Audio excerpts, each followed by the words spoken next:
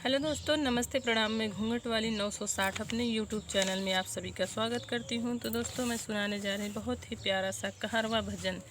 कैसी लगी कमेंट में ज़रूर बताना।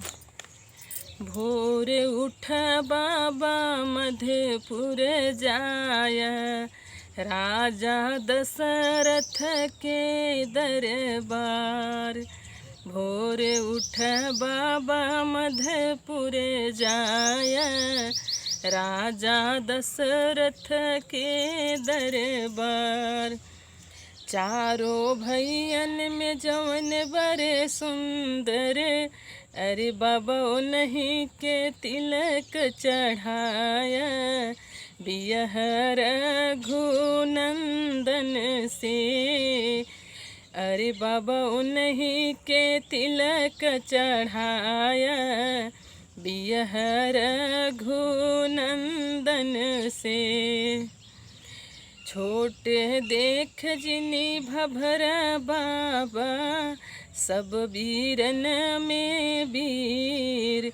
सात समुद्र उनके ओर बसत हैं, अरे बाबा होरिया मचावा सरजुतीर। बियहर रघुनंदन से, अरे बाबा होरिया मचावा सरजुतीर। बियहर रघुनंदन से। कुंवर माथे मुकुट गले बैजंती माला, बहुत कुंवर लिए साथ नदिया किनारे। मुख मंजन करत हैं, अरे बाबा भी हथवा लिए धनुषा बाण हो। बियहर रघुनंदन से, अरे बाबा हथवा लिए धनुषा बाण हो। बियहर रघुनंदन से। आल्हर बसवा कटावा मोरे बाबा, रची रची माड़ो छवाया। तिरबेनी जिसे जल मंगवाया, अरे बाबा मोतियन अजूरी भराया। बियहर रघुनंदन से, अरे बाबा मोतियन अजूरी भराया। बियहर रघुनंदन से।